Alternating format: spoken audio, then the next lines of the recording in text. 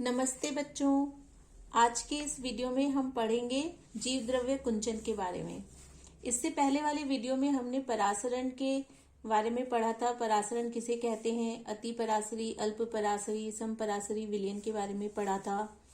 RBC को यदि इन तीनों प्रकार के विलयन में अलग अलग रखा जाए तो उस पर क्या प्रभाव पड़ेगा, ये सब हम पढ़ चुके थे। अब आज हम पढ़ते हैं जीव द्रव्य कुंचन या प्लाज्मोलिसिस। ये प्लाज्मोलिसिस क्या होता है? जब हम पादप कोशिका को किसी अति परासरी विलयन में रखते हैं। अति परासरी विलयन यानी हाइपरटोनिक सॉल्यूशन। तो क्या होता है, जब पादप कोशिका को अति परासरी विलयन में रखा जाता है तो बहिःपरासरण की क्रिया होगी और बहिःपरासरण की क्रिया से उसका सारा जो जीव द्रव्य में से जल बाहर निकल जाएगा और जल बाहर निकलने से जीव द्रव्य सिकुड़ जाएगा। इसी क्रिया को हम बोलते हैं जीव द्रव्य कुंचन। तो देखिए यहाँ पर, जब किसी पादप कोशिका को अति परासरी विलयन में रखा जाता है तो उस कोशिका का जीव द्रव्य कोशिका भित्ति से अलग होकर सिकुड़ जाता है। यहाँ पर क्या होता है कि जब अति परासरी विलयन में हम रखते हैं तो जीव द्रव्य कोशिका भित्ति से अलग होकर एक कोने में पड़ा रहता है। तो यह कहलाता है जीव द्रव्य कुंचन। अब जीव द्रव्य कुंचन में क्या होता है, जीव द्रव्य कुंचित जो कोशिका होती है उसमें स्फीति दाब यानी टर्गर प्रेशर का मान 0 होता है। अब ये स्फीति दाब क्या होता है? स्फीति दाब के बारे में वैसे तो हम आगे परिवहन वाले लेसन में पढ़ेंगे, जब पौधों में परिवहन पढ़ेंगे तब वहां पढ़ेंगे। यहाँ हम थोड़ा बहुत समझ लेते हैं कि स्फीति दाब क्या होता है। देखिए, जब पादप कोशिका को हम जल में रखते हैं तो क्या होता है, पादप कोशिका का जीव द्रव्य फूल जाता है और फूलने के कारण यह जीव द्रव्य पादप कोशिका की कोशिका भित्ति पर एक दबाव डालता है, एक प्रेशर लगाता है। वो प्रेशर ही कहलाता है स्फीति दाब या टर्गर प्रेशर। तो जो जीव द्रव्य कुंचित अवस्था होती है उस समय में जो टर्गर प्रेशर का मान होता है वो 0 हो जाता है। ठीक है, अब हम पढ़ते हैं इसके 3 चरण। 3 चरण में पहला जो चरण है जीव द्रव्य कुंचन का वो है सीमित जीव द्रव्य कुंचन, दूसरा चरण है प्रारंभिक जीव द्रव्य कुंचन और तीसरा चरण है स्पष्ट जीव द्रव्य कुंचन। तीनों के बारे में एक एक करके पढ़ते हैं। ये पहला नंबर सीमित या जिसे हम सीमांत जीव द्रव्य कुंचन भी कहते हैं, इंग्लिश में इसे बोलते हैं लिमिटेड प्लाज्मोलिसिस। ये पहला चरण होता है। इसमें क्या होता है, जब हम पादप कोशिका को अति परासरी विलयन में रखते हैं तो हमने ये पढ़ा कि बहिःपरासरण की क्रिया होती है। जब बहिःपरासरण की क्रिया होती है तो बहिःपरासरण की क्रिया के द्वारा क्या होता है कि थोड़ा बहुत संकुचन कोशिका भित्ति में भी होता है। तो ये जो फर्स्ट स्टेज होती है, यहाँ पर कोशिका भित्ति जितना उसमें संकुचन होना होता है उतना उसमें संकुचन हो जाता है। इसके बाद वाली स्टेजेस के अंदर, इसके बाद वाले चरणों में कोशिका भित्ति में जो है वो किसी तरह का बदलाव या किसी तरह का संकुचन नहीं होगा। तो फर्स्ट स्टेज के अंदर क्या होता है कि कोशिका भित्ति में अधिकतम संकुचन हो जाता है, यानी इसके बाद कोशिका भित्ति में किसी प्रकार का संकुचन नहीं होगा। जीव द्रव्य में से भी यहाँ पर जल की हानि स्टार्ट तो हो जाती है, लेकिन जीव द्रव्य कोशिका भित्ति को छोड़ना स्टार्ट नहीं करता, क्योंकि आगे वाले जो स्टेजेस हैं वहां हम पढ़ेंगे कि जीव द्रव्य कोशिका भित्ति से अलग होना स्टार्ट हो जाता है। यहाँ पर जीव द्रव्य कोशिका भित्ति के साथ लगा रहता है। हालांकि उसमें से जल की हानि प्रारंभ हो जाती है, लेकिन फिर भी वो कोशिका भित्ति से जुड़ा रहता है। देखिए, जीव द्रव्य द्वारा जल की हानि शुरू हो जाती है। किस प्रक्रिया के कारण जल की हानि होगी? बहिःपरासरण के द्वारा। इस स्थिति में यह कोशिका भित्ति के संपर्क में तो रहता है किंतु उस पर कोई दबाव नहीं डालता है। ये हमने पहले ही पढ़ लिया कि स्फीति दाब का मान 0 हो जाएगा। ठीक है, तो ये हो गई हमारी पहली अवस्था या पहला चरण, जिसे हम बोल रहे हैं सीमांत या सीमित जीव द्रव्य कुंचन। तो 2 चीजें यहाँ पर इंपॉर्टेंट है। पहला तो क्या कि कोशिका जो भित्ति है, कोशिका भित्ति में अधिकतम संकुचन हो जाता है, और दूसरा क्या, दूसरा कि जीव द्रव्य कोशिका भित्ति के साथ बना रहता है, संलग्न रहता है। अब सेकेंड स्टेज है प्रारंभिक जीव द्रव्य कुंचन। प्रारंभिक जीव द्रव्य कुंचन यानी इंग्लिश में हम इसे बोलते हैं इंसिपिएंट प्लाज्मोलिसिस। ये दूसरा चरण होता है। अब इसमें सेकेंड स्टेप में क्या होता है कि जो जीव द्रव्य होता है वो कोशिका भित्ति के कोनों से अलग होना स्टार्ट हो जाता है। जो कोने होते हैं कोशिका भित्ति के पादप कोशिका में, वहां से वो अलग होता हुआ दिखाई देता है। तो इस स्टेज का, इस चरण का सबसे महत्वपूर्ण पार्ट यही है। दूसरा चरण होता है, इस अवस्था में जीव द्रव्य कोशिका भित्ति से अलग होता हुआ दिखाई देता है।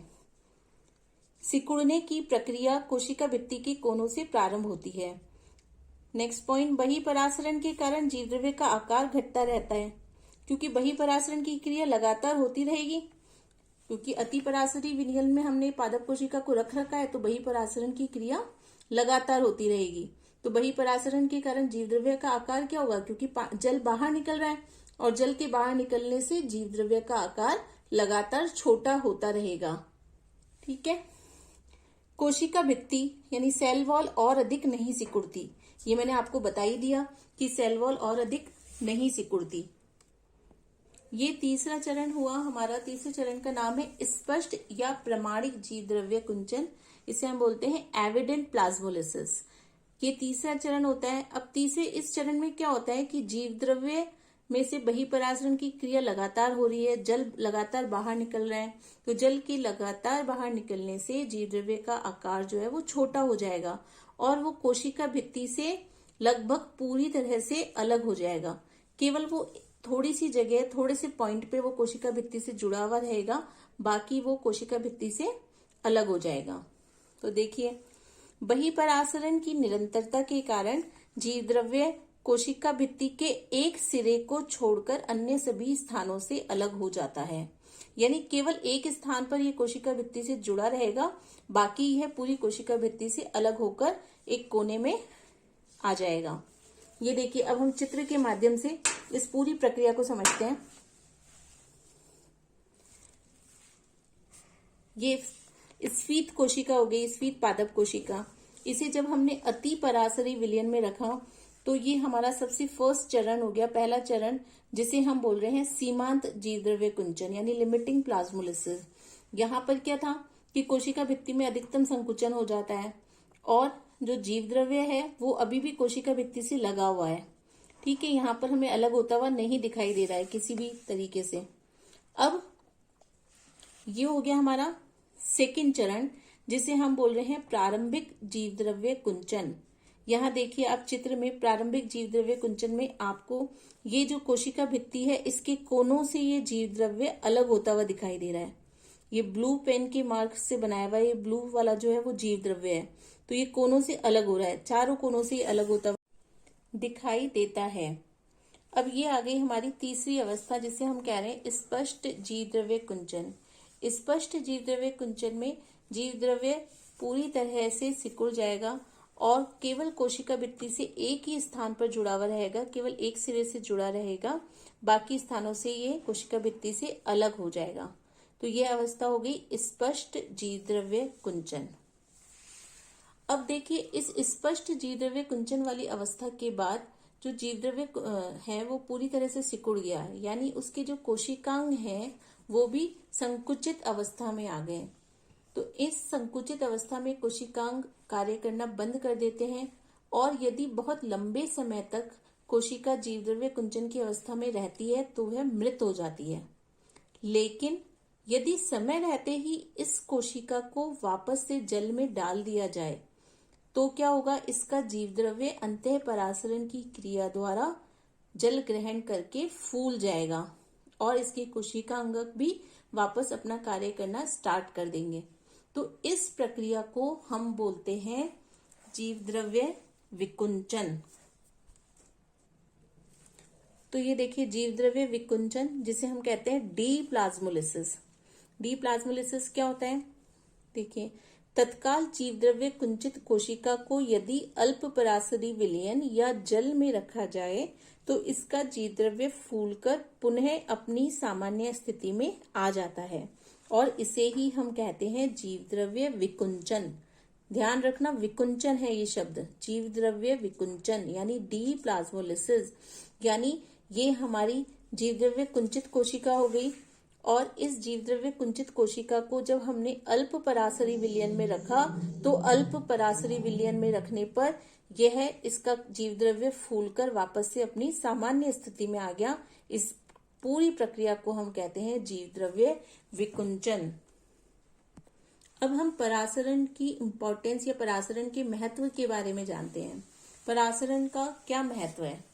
देखिए, परासरण द्वारा जड़ें जल का अवशोषण करती हैं। जड़ों में जल का अवशोषण जो होता है वो परासरण की क्रिया द्वारा ही होता है। दूसरा कि पौधों के अंदर जो रंध्रों का खुलना और बंद होना होता है वो भी रक्षक कोशिकाओं की परासरण सांद्रता पर ही निर्भर करता है। जो गार्ड सेल होती है स्टोमेटा के अंदर, रंध्रों के अंदर, तो उनकी परासरण सांद्रता पर ही रंध्रों का खुलना और बंद होना डिपेंड करता है। तीसरा, बीजों का अंकुरण, ये भी परासरण पर निर्भर करता है। चौथा, हम बीजों को जब जल में रखते हैं तो क्या होता है, बीज फूलकर बड़े हो जाते हैं और फिर उनमें अंकुरण हो जाता है। फिर नेक्स्ट है छुई मुई में पर्णों की गति। छुई मुई यानी माइमोसा पुडिका। तो जब छुई मुई के पत्तियों को टच करते हैं तो उसकी पत्तियां क्या होती है, पत्तियां बंद हो जाती हैं और थोड़े समय बाद वापस से फिर खुलती हैं। तो यह भी परासरण के कारण होता है।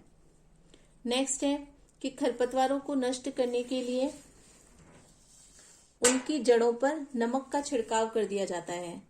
तो जब नमक का छिड़काव कर देंगे तो क्या होगा, अति परासरण की क्रिया होगी। खरपतवार की जड़ों पे यदि जब नमक का छिड़काव कर देंगे तो अति परासरण की क्रिया से जल बाहर आ जाएगा और जो कोशिकाएं हैं वो नष्ट हो जाएगी। और एक हमारे दैनिक जीवन में भी इसका उपयोग देखने को मिलता है। जैसे हम घरों में जो अचार और जैम बनाते हैं, तो अचार और जैम में क्या किया जाता है कि अचार में तो नमक बहुत तीखा रखा जाता है और जैम में चीनी बहुत ज्यादा डाली जाती है। तो यह क्या करता है, जब नमक और चीनी हम ज्यादा डालते हैं तो विलयन किस तरह से हो जाता है, अति परासरी विलयन बन जाता है। तो अति परासरण के कारण क्या होता है, कोई भी जो बैक्टीरिया है या कवक है वो उस पर पनप नहीं पाते हैं। क्योंकि अब जब भी कोई बैक्टीरिया या कवक उस अचार की सतह पर आता है तो अति परासरी होने के कारण जल बाहर निकलेगा उसमें से और उनकी कोशिकाएं नष्ट हो जाएगी। तो ये हुए हमारे परासरण का महत्व। परासरण के महत्व यहाँ पर हमने डिस्कस किए। आशा करती हूँ आपको मेरा वीडियो पसंद आया होगा। आप ज्यादा से ज्यादा मेरे वीडियो को लाइक करें और मेरे चैनल को सब्सक्राइब करें। धन्यवाद।